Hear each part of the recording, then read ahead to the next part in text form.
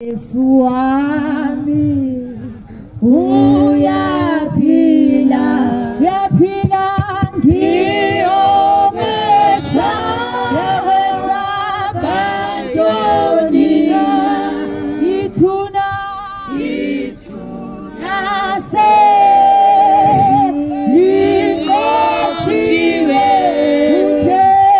uJesu wami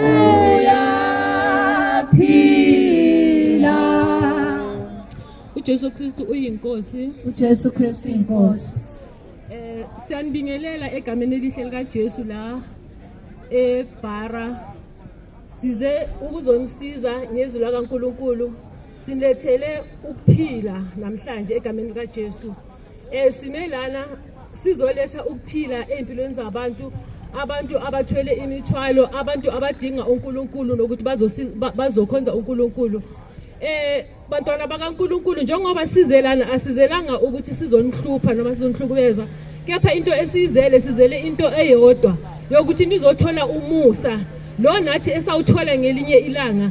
Hayi ukuthi njengoba simelana ngoba mhlambe sasibahle phambi kaNkulunkulu, sasenza kahle phambi kaNkulunkulu, nathi sashunyayezwa, nathi safakazelwa abanye abantu uNkulunkulu ayesebasizile ukuthi baqhubeke benze intando yakhe. Nathi size ukuzokwenza leyo nto leyo ke kini ukuthi nani nizothola ukusizakala, nizothola ukuphumula empilweni zenu, nizothola ubumnandi nokwaneliswa empilweni zenu.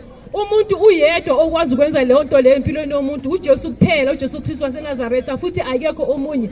uJesu uthe umeza la emhlabeni wazela ukuthi azofela abantu, afele izono zabantu. uJesu akazelanga ukuzela abantu abalungile, kepha uzele izoni. Njengalokho njena simile lana sime sizomphakamisa sithi uJesu uKristu uyinkosi, nguye yedwa ongumkhululi wabantu, nguye yedwa oletha impilo kumuntu, nguye yedwa oletha intokozo kumuntu, akekho omunye umuntu, futhi nguye yedwa onothando olupheleleyo. Angeke uze umthole omunye umuntu onothando ngaphandle kaJesu. Namanje ke siyanicela ukuthi nilalele, nizwe, nimcele futhi naNkulunkulu ukuthi anisize ukuthi nisondele kuye, ngoba isikhathi siphelile sokuthi siphila la emhlabeni sidlale. Isikhathi sakaNkulunkulu lesi, isikhathi sokuthi sikhonze uNkulunkulu, ngoba isikhathi esisincane. Kufanele ukuthi umuntu nomuntu asondele phambi kaNkulunkulu, ngoba akekho umuntu owazi ukuthi ngelinye ilanga uzofa nini nokuthi kuzokwenzakala ini ngesikhathi ngelanga elilandelayo. Namhlanje njengoba siphila kanje, akekho umuntu owazi ukuthi kuyoshona ilanga esaphila noma ozophela iviki esaphila, kepha uNkulunkulu kuphela. Into edingekala kumuntu ukuthi alungise indlela yakhe noNkulunkulu,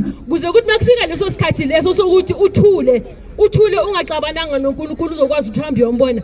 Ngoba uNkulunkulu usibekele into ezimbili, ukuthi siyamkhonza noma ukuthi asimkhonzi. Uma simkhonza sizohamba siyombona ezulwini, uma singamkhonzi sizohamba siyolahlwa. Umuntu kukuye ukuthi azikhethele. Uma ufuna ukuthula, ufuna ukuphila okumnandi, ufuna ukukhulula naseyintweni nakuyo yonke into eyubunzima, iza kuJesu.